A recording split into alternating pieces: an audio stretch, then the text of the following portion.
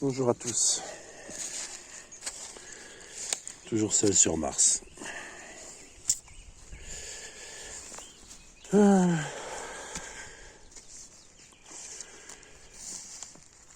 Alors, et en fait, c'est des trucs rigolos. Il y a France Travail, ceux qui veulent mettre les Français au travail, mais qui eux-mêmes n'ont pas d'expérience, vu que les conseilleurs ne sont jamais les payeurs, m'ont envoyé une... Greg, il va faire le lien. Une offre d'emploi, c'est une formation qui est installateur en hydrogène. Installateur en hydrogène. Morto di rissa. Et oui. En fait, depuis ces dernières années, je ne cesse de dire que vous serez des producteurs d'eau. Vous allez produire de l'eau. Donc, que l'énergie est notre avenir et qu'il ne faut surtout pas l'économiser. L'énergie.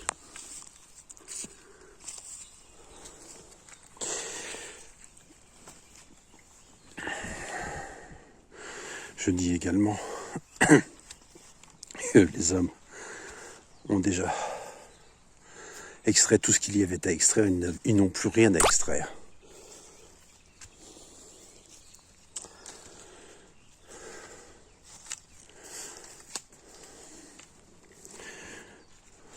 Tout est déjà là. Vous n'avez plus qu'à recycler. Réutiliser ce que vous avez déjà extrait. Et le recycler. Mais pas aller chercher des métaux rares ou autres. Donc revenons-en à cette formation d'installateur hydrogène.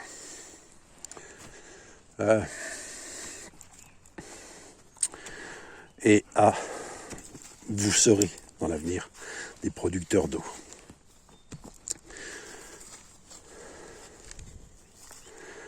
L'hydrogène, c'est quoi? C'est un gaz. À la bonne. Avec, vous pouvez faire de l'électricité. Alors, mais il faut aussi de l'électricité pour commencer à faire de l'hydrogène. Pour l'extraire de H2O, de l'eau. Donc vous prenez de l'eau, vous produisez de l'hydrogène, vous brûlez l'hydrogène, vous produisez de l'électricité. Et en brûlant l'hydrogène, vous reproduisez de l'eau. Et la boucle est bouclée, comme on dit. Il n'y a pas de perte. Il n'y a pas de pollution. C'est ce que je disais souvent, et le vent se met à souffler. Et le vent dit toujours la vérité, il ne ment jamais.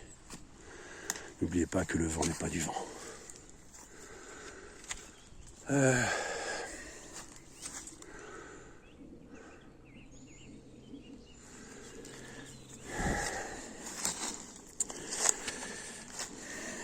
Donc la boucle est bouclée. Et c'est ce que je disais au petit Grégory de Lorraine. Et prends ça dans les dents.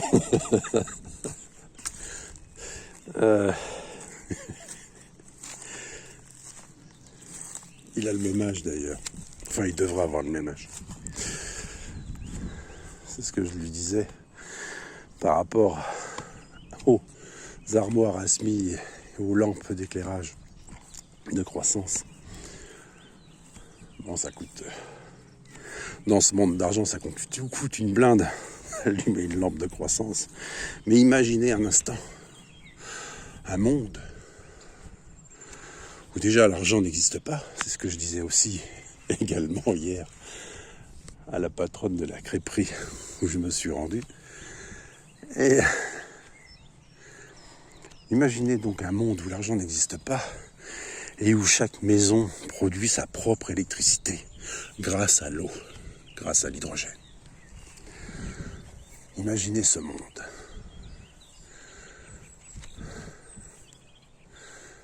Ce monde merveilleux. ce monde où, pour en revenir à la patronne de crêperie,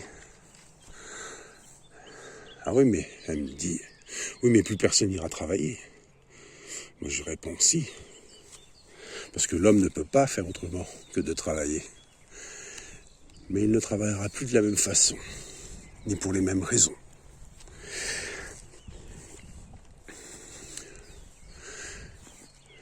Il y a quelques années en arrière, je disais aussi, il est certain que une rééducation serait nécessaire.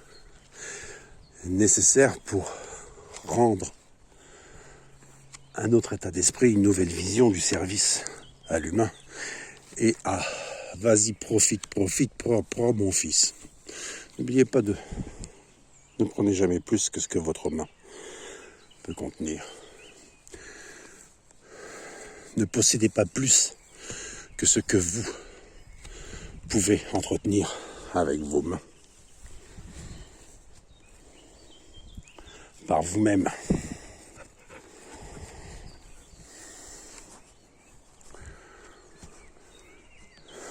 Donc, cette rééducation, et c'est là que intervient une vieille chanson d'un groupe punk dont je me souviens plus le nom dans les fins des années 80, c'était Juin 40, l'armée française est en défense, pam pam pam, Juin 40, Pétain parle à la France, Juin 40 à Dunkerque, c'est la boucherie. Bref, ce système de rééducation, ce sont les tickets de rationnement. Et oui, je pensais à ça, c'était au manège. Encore hier. Où vous donnez de l'argent et vous avez des tickets pour un tour de manège.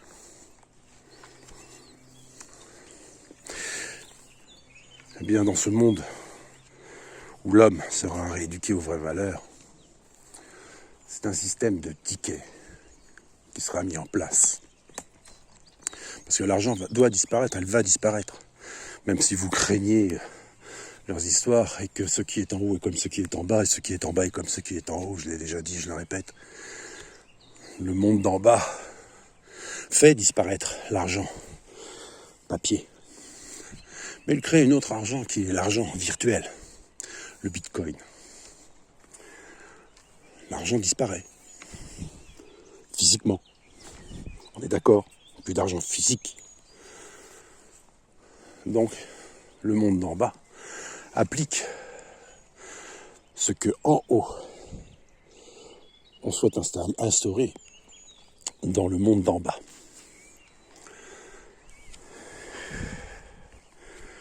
Mais il y a toujours de l'argent. C'est vrai que un ticket de rationnement, c'est aussi en quelque sorte de l'argent. Jusqu'à une disparition totale, jusqu'à, en fait, comprendre que il ne faut pas prendre trop, mais prendre que ce dont on a besoin. Ça ne sert à rien de prendre plus. C'est bien le problème de la religion du cube. C'est pour ça que j'arrête pas de dire que la religion du cube, la branche particulière de cette religion, le wahhabisme, donc branche de l'islam, bien entendu, n'écoute que le diable, que le carré, le cube. Et ils ont éjecté le cercle. Je l'ai déjà dit, je le répète, le carré tient dans le cercle. Et pas le contraire, ce n'est pas le cercle qui est dans le carré. Le cercle, c'est le cinquième élément, c'est la quintessence. Le cercle, je l'ai déjà dit, c'est la symbolique du divin. C'est la création. Les œufs sont des sphères, les ovules sont des sphères, les planètes sont des sphères et pas des carrés plats ou des disques plats. Tout est sphère. Parce que la création est sphère. Un ovule est une sphère. C'est pas un carré, jusqu'à preuve du contraire. montrez-moi un œuf carré, même s'ils ont voulu le faire pour pouvoir les ranger correctement, comme ils ont voulu le faire avec les pêches, en faisant des pêches plates, comme ils rêvent d'avoir une terre plate. Je ne connais pas beaucoup d'hommes qui rêvent d'une femme plate. Il y a toujours 2 sphères. Et ça, c'est cadeau de Noël. Et vous avez aussi les boules de Noël. Joyeux Noël. Bref, c'est le prénom de ma mère, Noël. Enfin.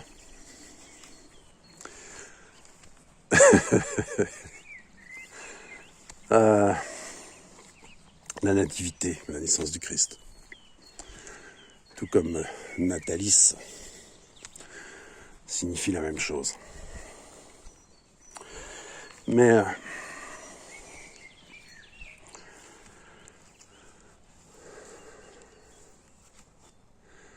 tout est sphère. Bref, faut que j'abrège parce que j'ai beaucoup de choses à faire. Et autre chose, une actualité que j'ai entendue avant-hier ou hier, je sais plus. Non, c'est hier. Il parlait de personnes qui investissent, les investisseurs, n'oubliez pas, ne laissez pas entrer les marchands dans le temple. Il fallait pas le faire, n'est-ce pas? Il fallait pas laisser entrer les marchands dans le temple. Et vous avez laissé entrer les marchands dans le temple. Et je répète que le temple, ce n'est pas un bâtiment. Le temple, c'est l'ensemble de la création. Et donc vous allez laisser les marchands prendre le pouvoir dans la création. Sur cette table d'émeraude.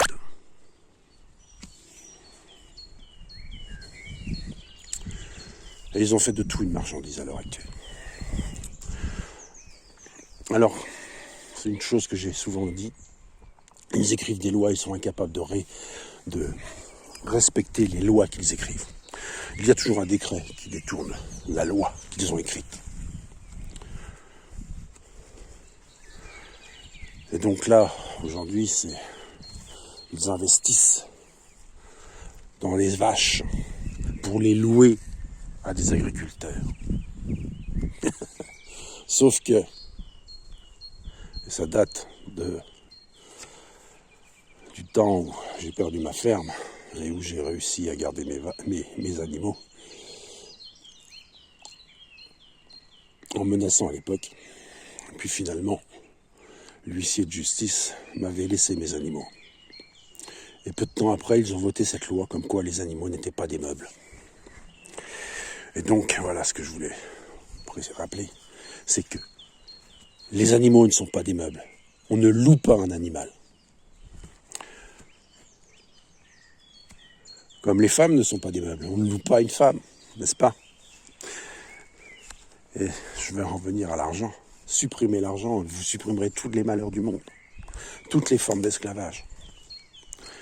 Et notamment la location de vaches, c'est une forme d'esclavage. Tout comme la prostitution, puisque c'est de la location de femmes. Nous sommes d'accord.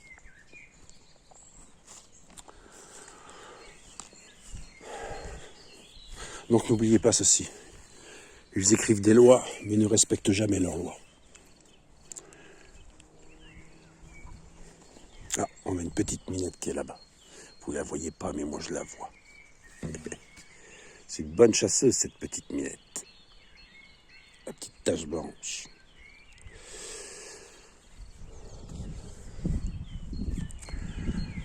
Ah. Oh, allez. Vous voulez voir le paysage? Voilà, c'est beau. Ah.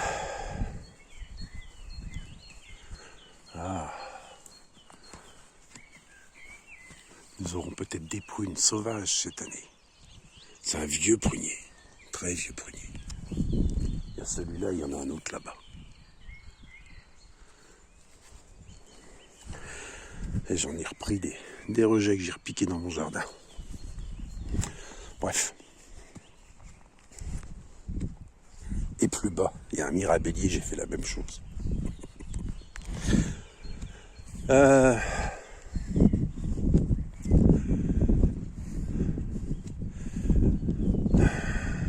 Ah si, une toute petite dernière chose, une chose extraordinaire que j'ai vue hier soir. Alors là, et bien entendu, ce sera comme pour tout le reste, il faudra me croire sur parole. C'est hier soir, monsieur Apache, à 23h, 22h30, 45, je sais plus. Donc il voulait sortir. Donc il est sorti. Je me suis dit, monsieur Pache, il veut peut-être pisser. Chose très rare, parce que le soir, il n'a pas envie de sortir. Et puis cette nuit aussi, pareil, vers 3h du matin. Il a fallu que je me lève. Le ciel était très étoilé, c'était magnifique. Mais j'ai rien vu de particulier à 3h du matin. Il voulait sortir. Et donc vers 22h30, 22h45, un peu avant 23h, il s'est passé un truc bizarre. Alors on n'est pas dans mon jardin, mais on n'en est pas loin.